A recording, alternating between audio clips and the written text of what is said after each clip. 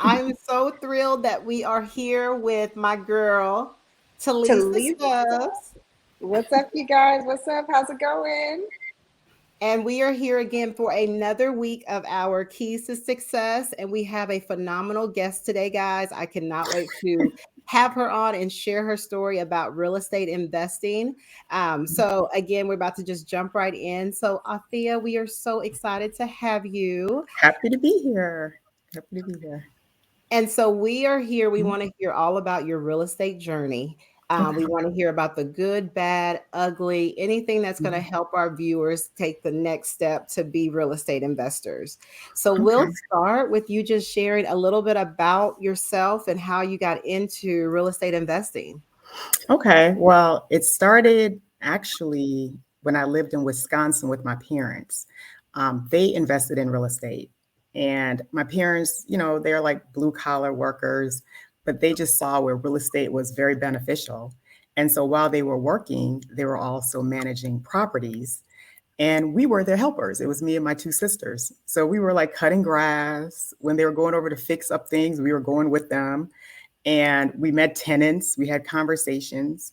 And I never really saw myself getting into it, but I was always around it. So that's one thing I would say with parents. Sometimes you don't think your kids are paying attention or they're listening, but as long as they're around it, some of it actually will stick. And so after living in Wisconsin, let me back up first. My parents are from Jamaica originally, and I was born in Jamaica. And I lived there for 9 years. So they always had this strong work ethic. So after living in Wisconsin, I hated cold weather. So I moved to Florida, and my dad would constantly hound us like, well, when are you going to buy some real estate? When are you going to buy some real estate? And I would kind of put it off. And then one day I just went out on a caravan. And I don't know if you're familiar with that, but that's where they were advertising, like, come on this caravan. We have homes for sale to investors. And we're going to take you to about 10 homes. And then we're going to show you the numbers. And then you decide at that moment you can buy it on the spot. And so I had told my husband, I said, I think this might be a good opportunity to learn Jacksonville and to kind of, meet other investors, get on a van where I don't have to drive around and see different parts of Jacksonville. I live in Jacksonville, Florida. And I got on this van, didn't think anything of it. And when I got off, I purchased our first rental property. And I came back home and told my husband, like, like, hey, we bought this, like, I bought this property. He's like, what? I'm like, the numbers look good. It's a solid house. And we actually still have it. It's been like 20 years. Wow. Mhm. Oh So my gosh, there's just so much I want to like unpack in what you've already shared with let's go back to your parents because it Mhm. seems like it all started with your parents of just maybe that was something you probably never even thought you would even do, but it's like it's Yeah. ingrained in you. So when you Mhm. did see the opportunity, it was like, let me jump on it because I know this road. So Mhm. talk to us about when as soon as you were born, your parents already had real estate or what caused Mhm. them to get into real estate? Well, my parents, again, they're from Jamaica. And so my dad was the first one to come to the US. And when you're an immigrant, like they had green cards, my mom had a green card, I had a green card. Like a lot of people don't realize, like I'm an immigrant, you know what I mean? And so we had to become naturalized citizens. So we all went through that process. So my parents, their vision was always to come to the US, become successful, send money back to family in Jamaica, and then eventually build a house in Jamaica and move back. That's most Jamaicans, that's what they think. They're going to come here and then go back. A lot of them don't go back. So when my dad was here, there was in Milwaukee, the community, a lot of Jamaicans were buying real estate. And the community they had in Milwaukee was the electrician was Jamaican, the plumber was Jamaican, the painter, the handyman. So they had a community. So it was easy for my parents when they bought property to say, oh, we need an electrician. They had a Jamaican guy. Oh, the money kept flowing in the community. And I saw that, and they would all meet up at like the bar on Saturday night, like my dad and, all the different people, workers, and they all talk and have a good time. So it was more like a family. So that's how I was introduced to real estate. And I'm thinking it's going to be like that everywhere. Not at all. Yes, I can Completely different. definitely understand. And Completely it's different. we have a lot to Mhm, relate with because mhm. I am a first year American as well. My parents are from Nigeria See? and the same residents Yeah. of like they wanted to come here, start working and then eventually build a house in Nigeria. It Mhm, never really works out that way. mhm, And just like you mentioned, my dad had a rental property and I would mhm. be so far away from that. Like this is not where I want to do. And then Exactly. now I'm like, I'm in right in the In same, the in the thick of it. tribute of that. Yeah. Mhm. So it's But really interesting to hear that. yeah, so it's so interesting. And so my parents, they did build a house in Jamaica. So I will give them that. They built this big, huge house on the hill. So they get a chance to go home and enjoy that. But because they've lived here for so long, especially my mom, it's hard for her to make that transition. And so Mhm. now that my mom is like in her 70s, retired, she still have the real estate as income. So she has her social security check and then she has the real estate.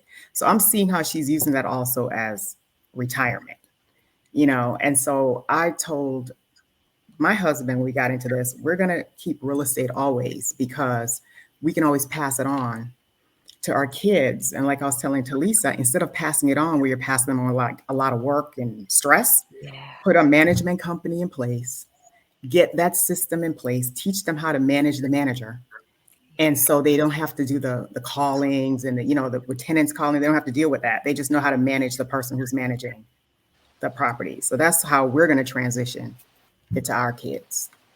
And I'll just say, that's so big because one of the things that I saw when I was in Jamaica was that there were a lot of people who had to let their properties go that their parents had inherited to them because Mhm. they didn't have the manpower, they didn't have the support, they didn't have the resources to keep the properties up, and so I they were agree. selling these properties for dirt Mhm. cheap.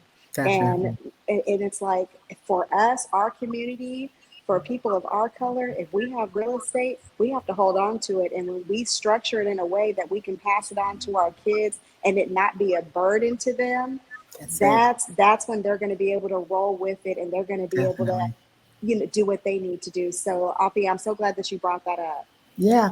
I Yeah. mean, I always say this. If you had five little homes, like we were able to buy homes in 2008 when the recession hit for $20,000 Whew. in Jacksonville. We put about maybe 15 to 20,000 to fix it up. So we have 40 into it. Those little homes now are worth 130, Wow. 140, Yeah. 150. If you have 10 of those homes, you have millions of dollars in Absolutely. value. So and they're easier to pay off.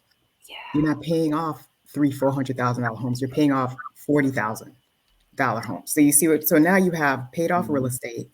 You have something that you're leaving your kids no debt. Right. And even if you only had five, and you're getting $1,000 on each, that's $5,000 income. You know they're not going to be homeless.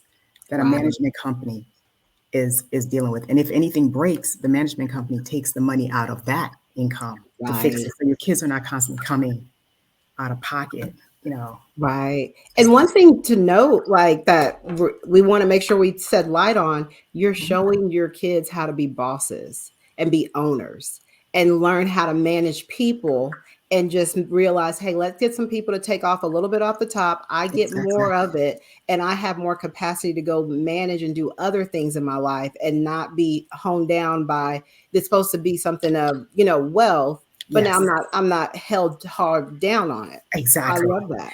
And what it does, it makes it the transition that much easier because Yes. they can do it from anywhere in the world Mhm. and they don't feel like, oh, I have to live in Jacksonville because Right. that's where everything is. Because that's how I felt in Wisconsin because my parents, they don't have a management. What I'm doing now is completely different than what they did. My mom in her 70s is still managing. Oh, bless her. Right. Right. And I've been telling her to transition, but it's hard for that that Yeah. that age group to kind of like give up control. Mhm. And it's a conversation we keep having because I can see how it could benefit them to keep it. Where in her mind now, she's like, well, I'm ready to sell. I'm in my 70s. I can't deal with this anymore. And I'm like, before you sell, try this approach. Right.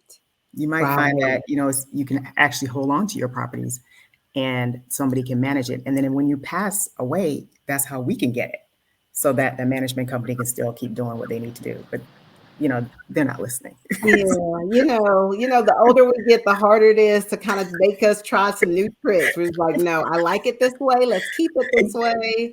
Yeah, change is Exactly. hard. So, how many Exactly. kids do you have? I have a 16-year-old son and an 11-year-old daughter. Nice, beautiful. So, So, and how long? And so, talk to us a little mhm. about the caravan. Oh yeah, the caravan is something that I think they should start it again, honestly, because they did it years ago in Jacksonville, where there was a company here, and what they did, they sent out back then. Newspapers were big for ads, so they put an ad in the newspaper saying, "Hey, we're doing a caravan, and we're taking people to 7 homes that they well, it was actually 10 homes that they had contracts on."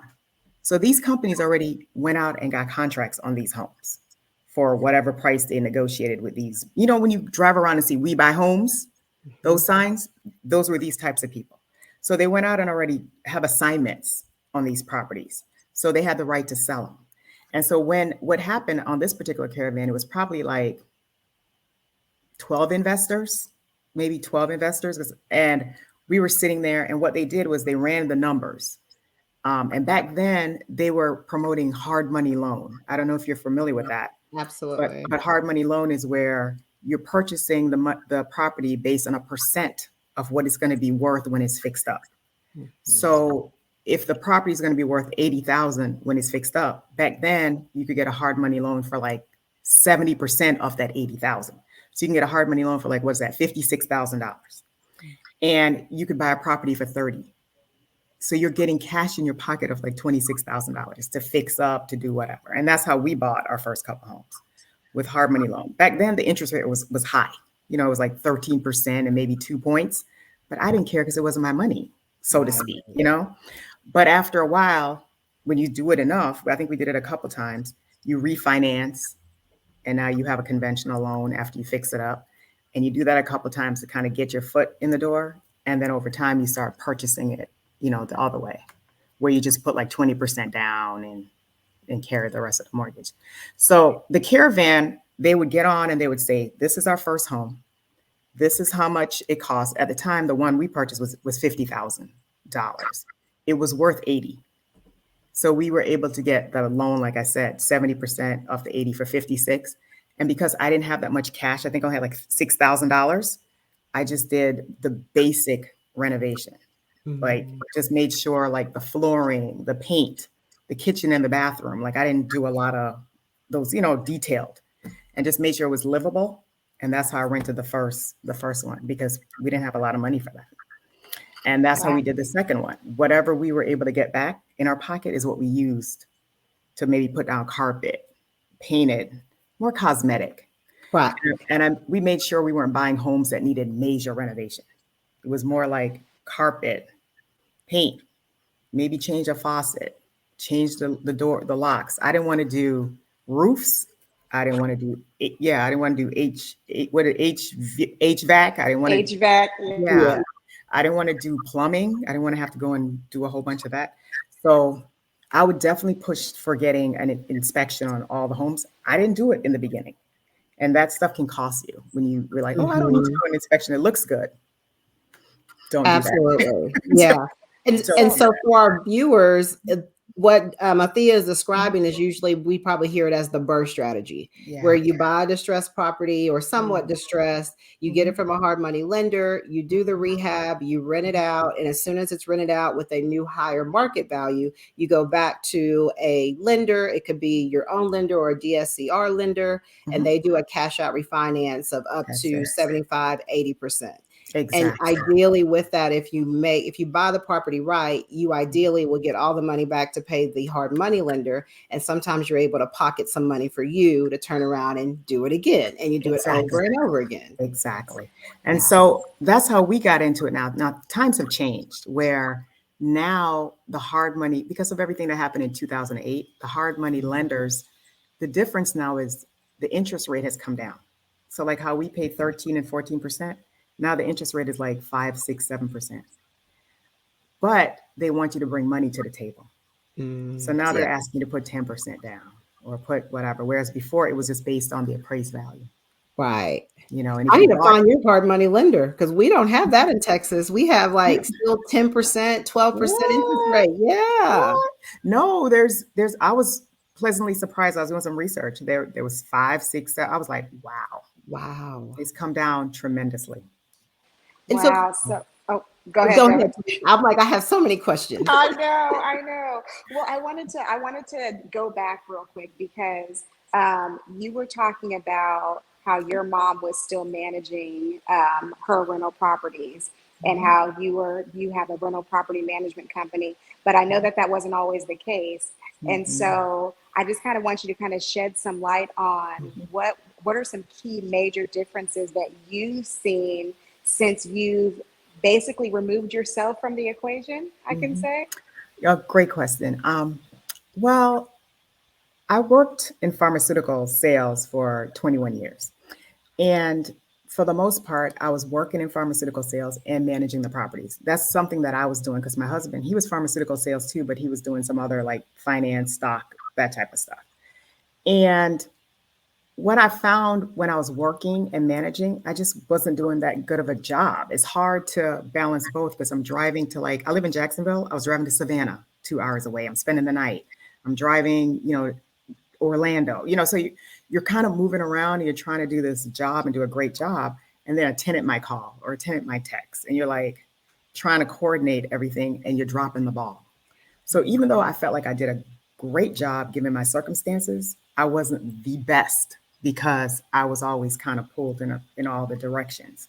What I'm finding out is and I got this management company through a referral because to me, word of mouth is some of the best advertising. When somebody's done a great job for somebody else, those are the people I want to work with. And so they have not disappointed me at all. Um, I feel like because they give me a portal, they have made everything so much more like streamlined and easy to follow. If there's a management issue where a tenant needs something or something is broken, they enter it into the portal. They have everything now where it's documented. Whereas with me, they would just give me a quick text or they give me a call. That's not really the best documentation. You know what I mean? Whereas they actually, if I can pull up all incidences on this particular property and a report comes out. I didn't have it like that. You know what I mean? Like they have 50 different ways to run a report. We don't have that. And so I'm finding that it's easier for me to track what's going on. I can track which properties are producing like cash cows and which ones are more maintenance driven.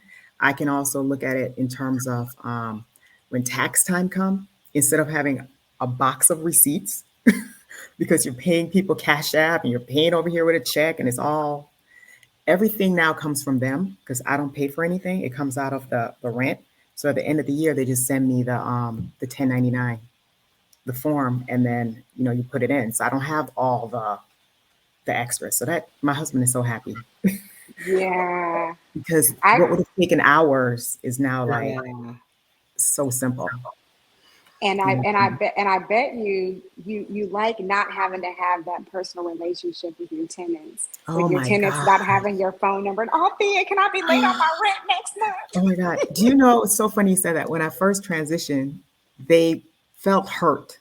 They were hurt because we had a relationship and a couple of them kept calling me months after just to like, I want to hear your voice. I want to talk. And I'm like, oh my God.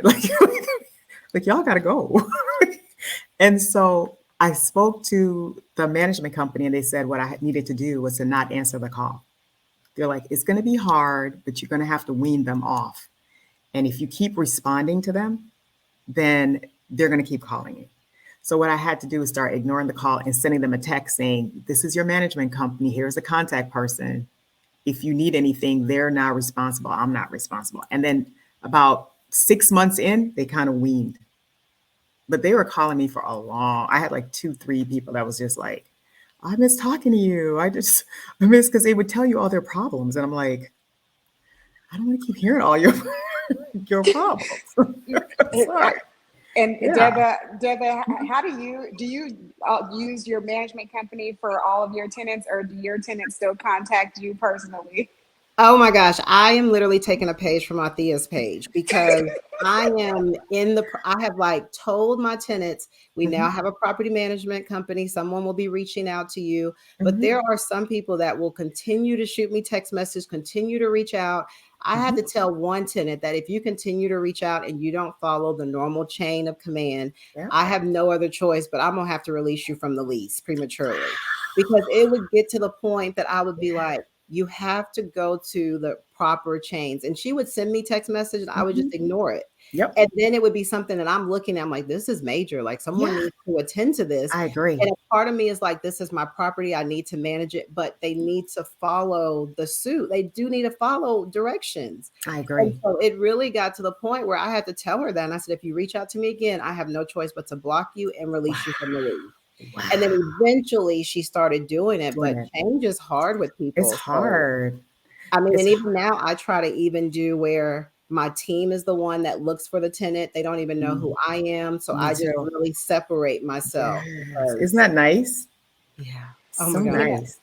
and I know that you have to separate yourself. I have a cousin. We were talking the other day, and she is dealing with a situation where she could probably be getting about $800 more in rent. And because the people that are renting from her are an older couple or an older family, and they were living there 20 years before, she was just having a hard time, telling them that she wanted to Mhm, increase the rents. And mhm. then the fact that she's in California, she can only increase the rent, certain an increment Right. every year.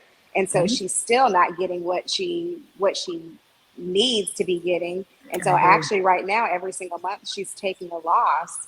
Wow. And so, I kind of want to just talk about that too. It's like when when we're looking at these properties and we're looking at the cash flow potential, what are your thoughts, Althea, when somebody's looking Mhm, at a property? They have everything. They've got the hard money loan. mhm, They've got all the things, but maybe the property's not going to cash flow mhm. really at all. Yeah, in the beginning, I would say we were looking at maybe making 200, 300 after everything is paid for. And this is taking into account maintenance fee. You take out a percent for that, maybe like 7% of the income for the month. You're looking at vacancy rates. You're looking at some of the other things. When you take all that into consideration, if we could clear 2 to 300, we felt like, it's positive. But you have to keep in mind, our properties are not that expensive. So we were able to pay them off. So every month we cash flow now. But in the beginning, it was 2 to 3. And if we had to lose it for a month or two, like if it was vacant for a long time or something like that, that was fine. It's fine. But I can understand in what you're saying about rents being low, because that's the other thing I was going to touch on. When you manage the properties, there's too involved with their stories and their situation, the fact that they're older. It's going to be, you're too, it's so personal. So it's hard for you to up the rent or down. What I've found out when I turned it over to a management company is I was able to go up $400 or $500 on my rent. Yes, ma'am. Wow. The house, they're renovating a house for me right now that a tenant moved out of, and I was charging this tenant 850. They just did a full renovation on it, and I'm going to start getting 1,200, if not $1,300, on this little house that we paid 40,000. The 40 with the fix up. And what I'm finding out is anyone that I have that's paying me less than $1,000 is actually way below where they need to be. So I don't want to boot people out, but I'm thinking like by next year, we're gonna like every year now they're gonna have to keep going up, with the rent because I was so below because I got caught up in their stories. Right. But now that you have like a separate team, it's so much easier. So much Gotcha. easier. Wow. Mhm. So, Wow. oh, go ahead, Deborah.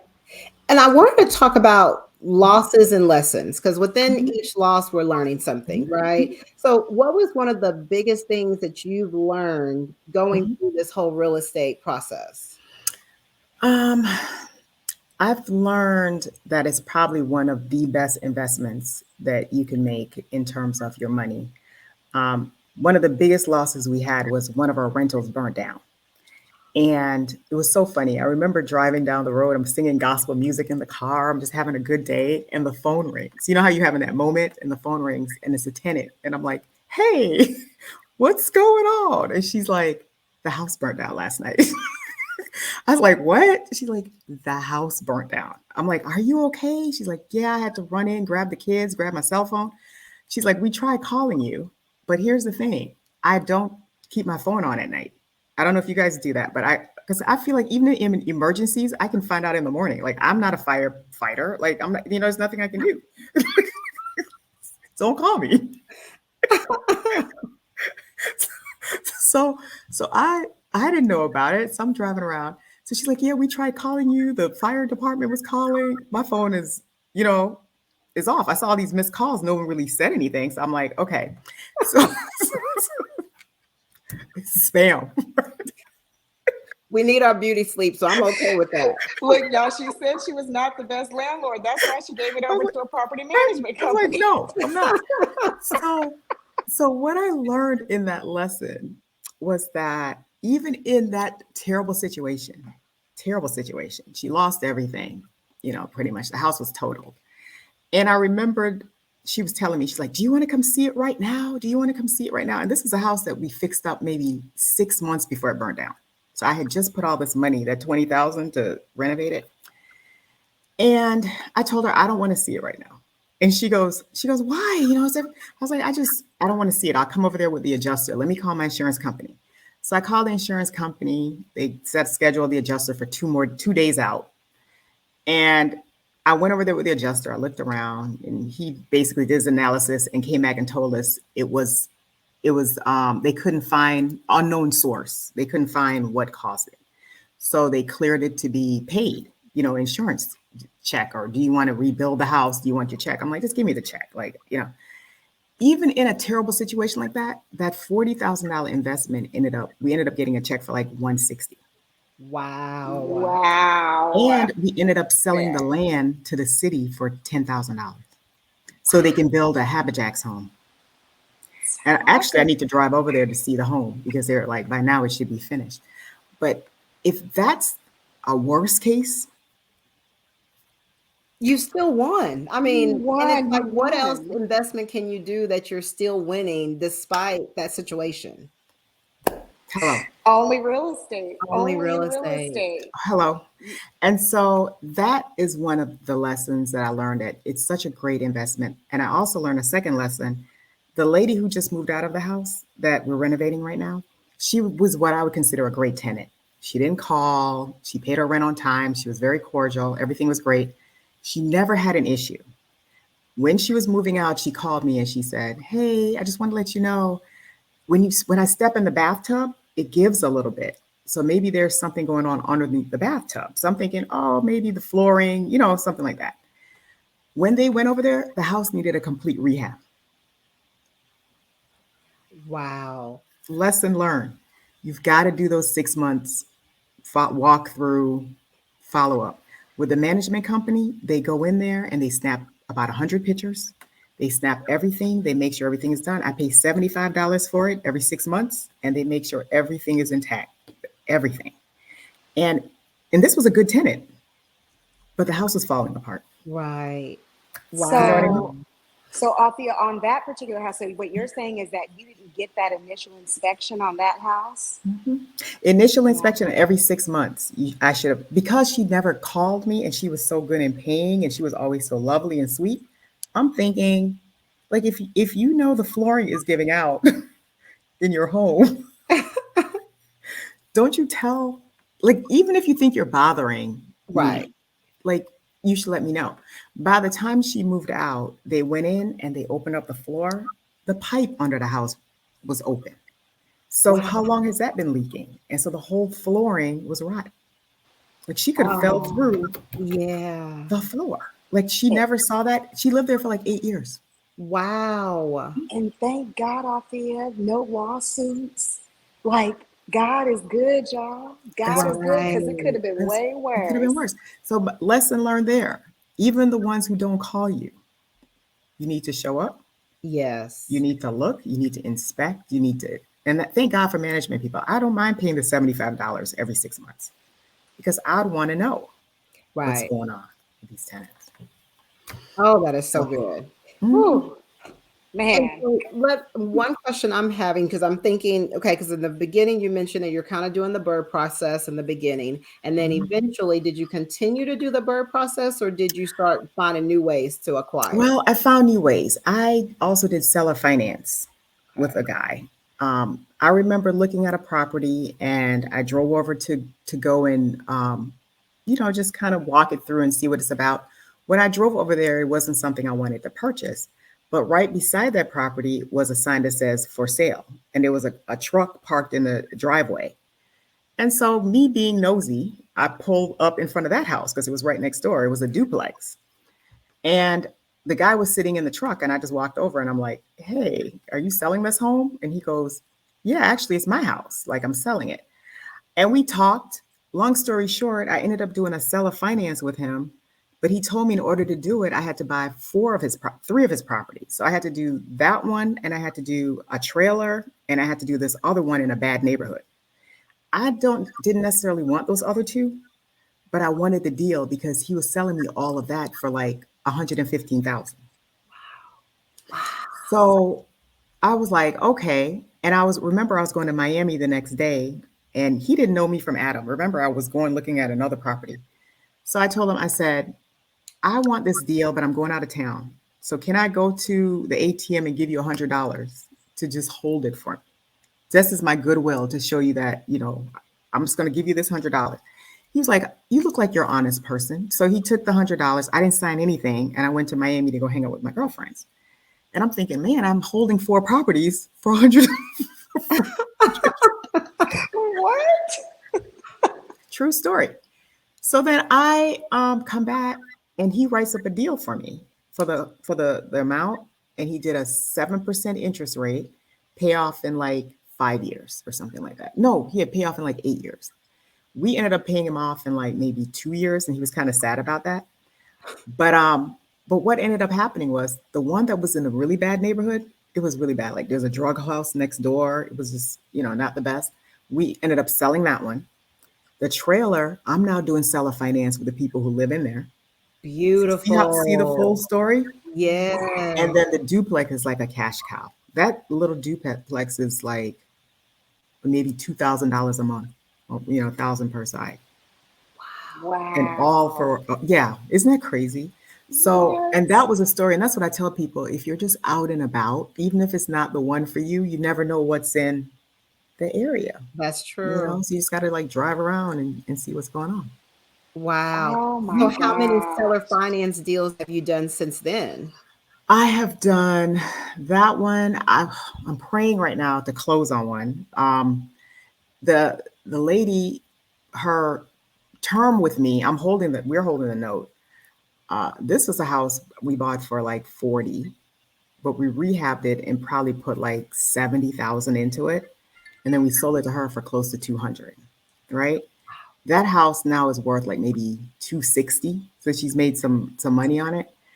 She's ready to sell it, but she's got to pay me off in order to Gotcha. sell it. So I have a girlfriend that's doing the loan, and any day now, I'm hoping to get a call to say it's clear to close because they've been kind of working numbers. And when that closes, that will be a great day because then she can put it on the market, make her money, 60,000, whatever she's going to make, and go live in a small Right. house. Yeah. But I have that one. I have the trailer, and then I have two other trailers because I wanted to get out of the trailer business. So I just sell a finance those. Got it. Mhm. So the one that the lady's wanting to pay you off right now, what interest rate did you give her when you guys I did that I note? I gave her the same one the guy gave me. I gave her Really? 7%. And here's the funny thing: in order to get her refinance, she's gonna have to pay 9%. Yeah, based on her credit. Like she was getting a better deal from me. And honestly, if she asked me to hold it another year, I probably would. But I want the money for some other stuff that I have going on. So I'm like, Right. just close me out, get your 9%, and Yeah. then Figure it she's gonna sell out. it. She's gonna sell it anyway. You know what I mean? So Right. she's not gonna be paying that Right. 9% for long. She wants to get her equity and kind of be done with it. Wow. The Althea, you are power so of real funny. estate. Right. Yeah. Like, She just made like 60,000 in 2 years. We made the 100. Everybody wins, and everybody, can go. Althea, explain to the viewers though that it's a long-term game. It's not like, you bought the property today and then a couple months Mm-mm, from now, mm-mm. like explain to the people what the timeline kind of looks like on the Yeah. full circle Oh, moments. yeah. That particular house purchased maybe, I'd say 4 years ago. We purchased it 4 years ago. It sat for a while because it's a big house. I mean, her bedroom is like ginormous because they converted this one room. No one will ever have a bedroom like what she has. I mean, a closet that's like out of this world. Like she said, I'm going to miss this space. I mean, big, huge sitting rooms. They converted like a garage installation. Like you could literally use that as a vacation rental if she wanted it, do it that way with a separate entry, but she turned it into her bedroom. So this Wow. house is actually too big for her now that I think about it. But that was 4 years ago. We purchased it. We sat on it for like a year. I didn't want to start the rehab. It was so massive that I was like, oh my God, what did I do? And I remember going on a trip to Jamaica just to kind of clear my head. And I came back and I said, I'm ready to start. This is it. And I called a guy that I knew and he went in with it. It was just him and his son and his wife. It was a small team. And they probably took like, I would say, because it wasn't like I would say my job was important to him, but he had other stuff going on. The kind of where it's not just your Yeah. job. So it probably took him 4 or 5 months to complete the entire home. And then put it on the market. And I told her I'd carry the mortgage for 2 years. 2 years for her. So I would say probably 4 years total because I sat on Wow. it for a while, probably like Yeah. a year or Yeah. so. Yeah. Because I was trying to Wow. sell it. When I bought it, I was like, man, it's too big of a rehab. Let me sell it. It was like a wholesale property. But people were not, back then, I couldn't sell it for what I wanted because I paid 40, but people, like, I was trying to sell it for like 80 without fixing it up. And everybody Wow. wanted to give me like 60. And I know I could take 20 and go, but I'm like, no, I can make more than this. And now I've made 100 just sitting on it, for a while. Wow. Hmm. So Man, you are just winning all across the board. That is trying beautiful. it. Just trying. You know what it is? It's like you just have to get out there and try. Yeah. Because like I gave you the worst case scenario is the house burnt down. Mm-hmm. If that's one of your worst case scenario, I think It's like, anything else is up. bring it Right, on. right. Bring it Because on. a lot of people will say they don't want to get into real estate. They don't want to be a landlord because they don't want to Mhm, deal with tenants that don't pay. They don't want to deal with a situation where the house mhm, burns down. Now what? mhm, They don't want mhm, to deal with those things. But mhm, listening to your story time again and time after, you are able to still find a way to win. A mhm, lot of it, I will say, because of your positive perspective on things, you find a mhm. way to make it work. Yep. But I mean, just kind of share a little bit about how you're overcoming, like, what was that greater fear, the greatest Mhm. fear of getting into real estate? I think the greatest fear for me was I wasn't familiar with Jacksonville. I didn't know if I was going to be able to find the resources, the handyman, the plumber, the electrician. You remember I told you how my family had a community that Mm-hmm. helped them? I wanted that community so bad here. And I had to kiss a lot of frogs. I got scammed. I remember a guy told me he was going to put in some carpet in that first house. I gave him, people want money up front. I gave him half up front. He pretty much like ran off for a while. Then he came back with carpet that was red.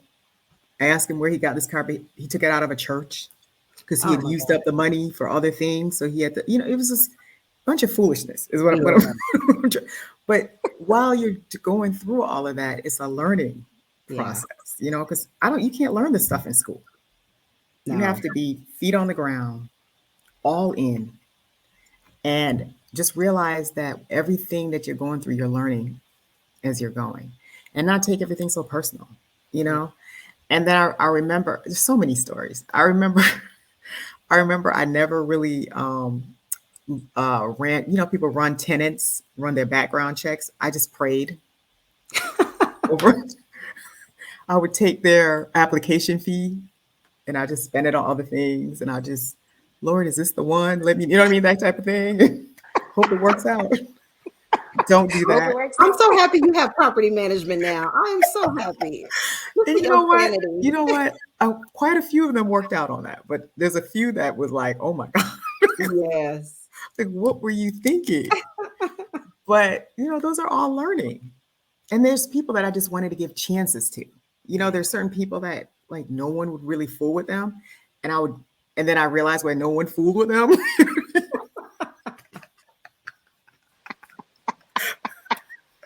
Sometimes you just Now gotta I let. get it. Now I Yeah, get it. You weren't gonna be right. bickering with me. You just showed your true colors after a while. I tried to, but in the end, I feel like the relationships are what really matters. And the fact that you're providing somebody a beautiful home, especially seller finance is something that I love. And if I could do more of that, like I would do the rental stuff, but I would definitely do. Yeah. Like I see myself getting older doing more of the seller finance because the idea of allowing somebody to own and you become the bank, Yeah. That's beautiful. it's just It, incredible. That's where you want to be. So that's where I'll always have rentals, but I think a lot more of the seller finance down the road.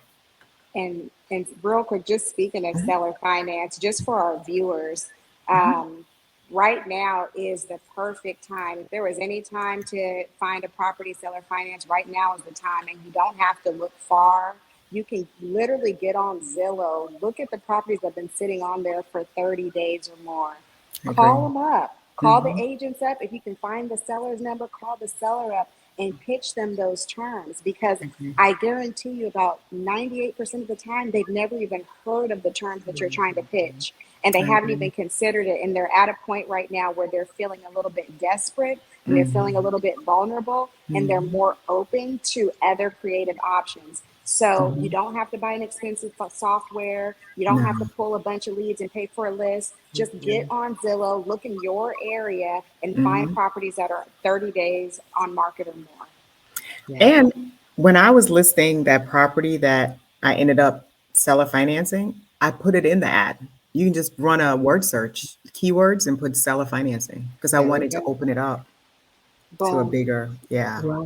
Yeah. Yeah. That's beautiful. And one question I have for you, Althea, is when you know better, you do better, right? Mhm, So, what advice can you give to a brand new investor that's like listening to all this and like, oh, I want to mhm, do seller financing. Oh, I want to mhm, do rentals. I want to do the mhm, bird. What advice mhm. can you give them to jump in? I would say first and foremost, like know why you're getting into real estate, because it can be overwhelming. Because remember, I'm in a rehab right now that was a $20,000 rehab that the renter was amazing. You know what I mean? You would think it was a house that no one lived in.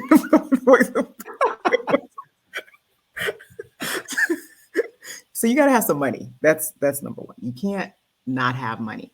But I would say, this we're living in a time where it's just weird. Like we started small. We started with Mhm. $50,000 and less. The properties are $50,000 or less than $50,000. Those type of properties are harder to find right now. Me personally, if I'm going out looking for rentals, I'm still going to be 100,000 or less because Mhm. I feel like I should be able, especially in Jacksonville, I should still be able to find something for 80. Right. Might not get 50, but I'm thinking 80, maybe with some fix up, get me to 100. That's where I would stay because those properties are still renting for what the higher properties are renting for. Do you know Right. what I mean? Like Mhm. the first home that we purchased in a nice neighborhood was for 125. That property right now is worth 500,000 and Wow. it's renting for $2,100. So what if I had paid 500 for it? You see what I'm saying? I'm not, Right. it might appreciate more, faster or whatever, but I'm okay with the 125 because I can pay that off Right. and have no mortgage. So it just depends on what you're willing to deal with. So I would say for me, I would look for $100,000 or less, depending on the city you're in. Jacksonville, you can do that. If I didn't have any money, I would start with hard money. Okay. I would save up, maybe use tax returns or whatever you have for the down payment on the hard money, and then do the balance with hard money, fix it up, refinance it, and then get some cash. And just do it a couple times until you build a small portfolio that can pay you a certain return every month. Because the Gotcha. key the key is to replace your salary, Gotcha. your monthly salary. Yes. So, how long did you have to create your portfolio before you decided to walk away? Um, well, we did it together. It was like it wasn't one or the other. I loved pharmaceutical sales. I was good at it. So I did it for 21 years. But while I was doing it, we were buying. I So love my it. husband got into pharmaceutical sales after he saw how much fun I was having because my husband's background is finance. He was like, "You don't look like you're working." I'm like, "I'm working." You know, what are you talking about? So he came over. He's like, "Man, you're working." You know what I mean? I just make stuff look easy. But he came into pharmaceutical sales, and we just decided we're gonna lump our monies together, buy these little homes all over Jackson. I wanted to buy up a block in Jacksonville, like, Yeah. but instead of buying the block, we bought an area where every time a house would pop up in the zip code, we would try to. And so all of our properties are in the same zip code, pretty much, except for Nice. one. Yeah. So that would be my advice: is find out why you're getting into it, find out what area of town you want to do it, and then try to buy up the whole area because then Yeah. you kind of dictate who moves in if you Mm-hmm. think about it and how the place is being kept up because you're keeping it up or you're making sure the Right. tenants keep it up. So the area is not going to be too run down if you own 50 homes, Right. right around that area. So Oh, that's that's how I some look great at it. info. That Hmm. is so great. That is some Hmm. Oh, really, really good. Just basic steps of how to Hmm. really get into it. Hmm. man. And then what got me over the fear of getting into real estate was knowing it's hard to lose. I gave you a worst case scenario and we still came out ahead. Yeah. So it's kind of like my husband is into stocks and that's a whole nother world I don't understand, but I'm all about real estate. Like if you were Yeah. gonna give me $1 million and put it in my hand, I'm gonna go out and buy, 4 big condos or four, like I'm gonna find some stuff Right. to put, that's where I put my money. I don't know what it is about these black women, but we love us some real estate, We y'all. do. I We do. do. I think it's because you can touch it, feel it, drive by it, you know what's happening. It's just, and then you get paid every month. Yeah. You know what I mean? Where some of the stuff like stocks and stuff, you don't know if you're going to get it. It's all confusing. You try to Hmm. get it, they want to take fees. It's not like that. Where real estate is, you put a tenant in, you get paid the next month Right. and every month after. It's like, what do people talk about? Residual? It's like a Yeah. residual Yeah. that just keeps paying you. And Unless you're there's like, yeah. oh, Oh, go ahead. unless you're like, I was gonna say, unless you're like me and you're just collecting assignment fees. So some months may be high and some months may be low. There you go. But I But you're mean, getting, yeah, getting you, paid. you still make money. So Right. There's so many Yeah. what were you different gonna ways say, to make Deborah? money in real estate. Yeah. Yeah, just like Althea, I mean, there's so many different ways that Mhm, real estate can be a way that you're making mhm, money, mhm. residual money, active money. I mean, you just got to tap into it and be okay knowing you don't know everything, but be okay asking questions. I agree. Because you Yeah. have people like us who are willing to share. Like some people won't tell you what they're doing or they won't give you their secret. I have no problem sharing the Yeah. good, the bad, Yes. Right. things I would not do again. I have no problems with that because I want to see more people get into real estate. Yeah. Mhm. Absolutely. So tell the viewers, Althea, how they can connect with you on a day-to-day basis. Where can we Mhm. connect and learn more about you and what you're doing? Well, I had told Talisa I was not going to kind of mention this, but I'll put it out here real quick because this is the Oh, best. This is the best way to connect. Honestly, okay. I'm coming out with a, a course called Okay. Rentals for Newbies. And it's all about people who want to get into the rental property business. It's actually launching this month. It's going to be a Black Friday sale. And I know I should be getting the link sometime this week. And that's probably one of the best ways because that it's going to be like dirt cheap to be able to get this. And I feel like the information that you're going to get in it is going to be everything that we've been through with Yeah. real estate. And you're going to learn how to get into rental property business, how to get into it with no money, how to find the right tenants, how to manage the properties, all the things that I learned along the way, like the whole praying over a applicant. Like, don't do that. That's in Up, there. You know what I mean? Don't up do that. there, I'm so surprised that you mentioned it because I wasn't gonna Yeah. mention it, but Yeah. But she I, asked, and I wasn't going to mention it because the course is actually it's not going to be my voice. It's going to be a male's voice. It's and I did that on purpose because I wanted people just to get the content, but the story is Mhm. my story. I Is love our it. story. So, because sometimes when you put a male voice there, people receive it different. I don't know what it is, but it's a thing I'm testing. Yeah. to see how that works. But it's a good way for newbies. That's why I call it rentals for newbies, for new people getting in. If you Google it, it's out there, rentals for newbies. I just haven't officially launched it Got yet, it. but the website is Okay. up and all of that. So, Oh, Althea, beautiful. would it be okay once we release this? This probably won't be released for another couple of weeks, but when Oh we yeah. do you think that we might be able to embed the link in Oh the yeah. wording? Yep, Okay. rentals and then put the number four. The number Rentals for for newbies. newbies. Yeah. You definitely put the Okay. link there. It's out. I just Yeah. haven't really promoted it because they're going to be promoting it, and I kind of wanted to keep my face and everything separate from, the logo and the product and everything like that. So, And I Gotcha. think, and that's so amazing because there's a lot of people out here who are introverts who really don't want to see an instructor's face. They just want to get the content real Yeah. quick and do what that's they need to do. So that's what you're I wanted. providing a Yeah. course that people that need that sort of a course, Mhm. now they have access to it. So I love it. Yeah. Exactly. Oh, we are Okay. so thrilled that you're doing something like that because when Mhm. you really think about it, during COVID, people Mhm. had enough time to kind of sit down, realize like there's more to life than chasing my 9 to 5, chasing promotions, trying to get ahead. And this is ultimately the best time for people really learning and wanting to get new knowledge to really grow and really change the Yes. trajectory for not just themselves, but to Just other people children. around them and I their agree. children. And I I mean, I agree. just think it's amazing that, us three Black women here, we have Mhm. found a way to make money with real estate. I agree. And I feel like, it's bigger than just us. It's bigger than Yeah. just our children gaining Yeah. that wealth. It's we Yeah. need to be the waves and really share that with other people around us. And that's the Definitely. only way we're really going to change the trajectory of all of us culturally. Yeah. And Oh, I feel like when you work and then you retire, wouldn't it be nice to have this as a part of your retirement so your income doesn't really have to, if you can just keep. I mean, I have a girlfriend here, she owned daycares all over Jacksonville, and she eventually just sold it out to a venture capitalist out of New York, sold out all her daycares. And so she has all this money. So Yeah. guess what she's buying every week? Every There time we I see her on go. Facebook, she's real closing on estate. oh my God. And these are nice. She's buying like $200,000, 300, you know what I'm saying? And they're fixing up really Yeah. nice. But she has the cash for that. But look how she's putting back her money. Exactly. You Back know, like into real estate to recycle again over and over again. she's not Oh, letting that's it Yes. just sit beautiful. there. Yeah. So This things like that I absolutely love. this Yes. is how we build up our people. I'm sorry, Yes. Mhm. but this is how we build up Yeah, our people as a definitely. whole, our Yeah. culture as a whole. So Well, her daughter and her son, they didn't want to get into childcare. So she's like, why am I holding on to all of this if Yes.